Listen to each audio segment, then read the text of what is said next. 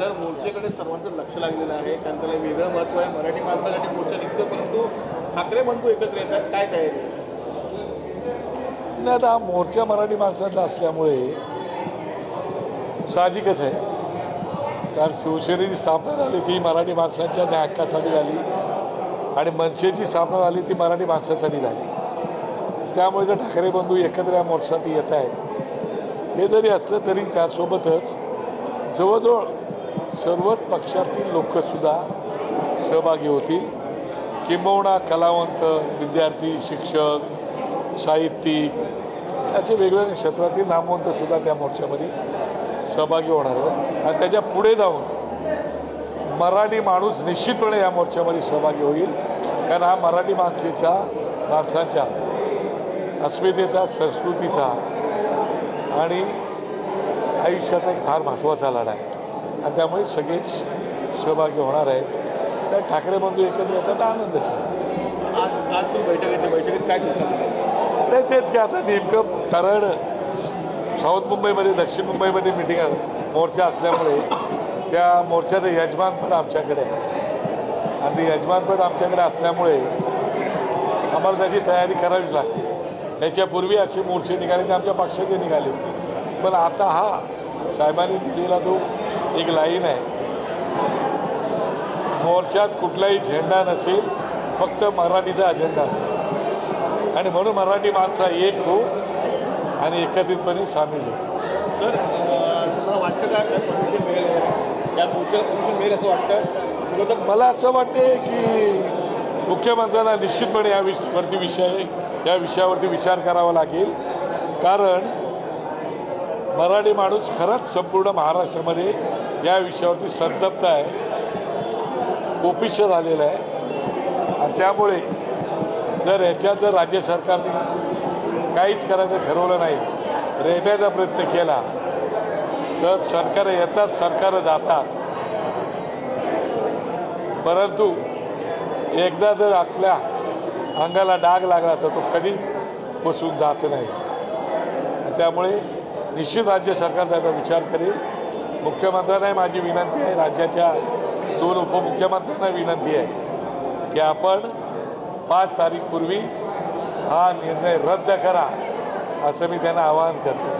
शरद पवारांनी पाठिंबा दिलेला आहे, तो चांगली गोष्ट आहे. पवारसाहेब नेहमीच मराठी माणसांसाठी बोलत आलेले आहेत आणि त्यांनी पाठिंबा दिला. आम्ही त्यांचं मनापासून आभारी आहोत. सर जरी कोणत्याही पक्षाचा झेंडा नसला, मनसेचा झेंडा जरी मोर्चात नसला तरी मनसेच्या नेतृत्वात हा मोर्चा निघतोय, तर काही संदेश दिला का? बिलकुल, हा कुठल्याही पक्षाच्या नेतृत्वाखाली निघत नाही आहे. हा मराठी माणसांसाठी काढलेला मोर्चा आहे. राजसाहेबांनी तो विषय सुरुवातीपासून तुम्ही बघितलं, जेव्हापासून हा 22 एप्रिलला ज्यावेळेला हा विषय आला, त्या 22 एप्रिलला ज्यावेळेला त्यांनी सर्क्युलर काढलं तेव्हापासून राज ठाकरे साहेबांनी हा विषय लावून धरलेला आहे आणि त्यामुळे त्याच्यामागे आम्ही सह्यांची मोहीम घेतली, मुख्याध्यापकांना पत्र दिलं, आम्ही होर्डिंग्स लावली, सतत त्या विषयावरती ते बोलत आहेत आणि त्यामुळे मराठी माणसांचा हा मोर्चा असल्यामुळे याचं नेतृत्व मराठी माणूस करणार आहे. सर मध्यंतरी एका सुनील शुक्ला नावाच्या व्यक्तीने मनसेची मान्यता रद्द होण्यासाठी तो सुप्रीम कोर्टात गेलेला. आज त्याने असं एक वादग्रस्त वक्तव्य केलं की आता मुंबईमध्ये उत्तर भारतीय महापौर बनेल.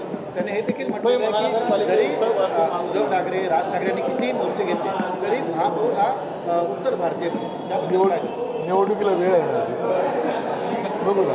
आणि त्याने असं देखील म्हटलेलं आहे की लोक हिंदू विरोधी आहेत, हिंदी विरोधी आहेत असं त्याचं म्हणतं. काय वाटतं की जाणून बुजून दोन समाजात धर्मात मला असं वाटतं वेळ आल्यावरती त्यावरती भाष्य करणं उचित. आमचा आता टार्गेट आहे मोर्चा. सर त्यांनी असं म्हटलेलं आहे का 2,20,00,000 जनता मुंबईची आहे, त्यातली 1 कोटी उत्तर भारतीय आहेत, 1 कोटी मराठी आहेत आणि 20 लाख इतर भारतीय आहेत. तर उत्तर भारतीयाचा महापौर नक्की बसेल कारण की 1 कोटीमध्ये मराठी माणसं विखुरली गेली. माझं तेच म्हणणं आहे की हा देश आहे, या देशामध्ये सगळी लोक आनंदाने राहत आहेत. मुंबईसुद्धा आता एक देशासारखंच आहे, राज्यासारखं आहे. त्यामुळे सर्व जाती धर्माची लोक राहत आहेत. आम्ही कोणालाही विरोध करत नाही, करणार नाही. बरं, हिंदी भाषेला आमचा विरोध नाही. आमचं म्हणणं आहे की तुम्ही 5वी पासूनची चालू आहे ती राहू द्या. त्याच्यामुळे कोण काय बोलतो ह्याच्यापेक्षा येणारा काळ हा त्याचं उत्तर आहे.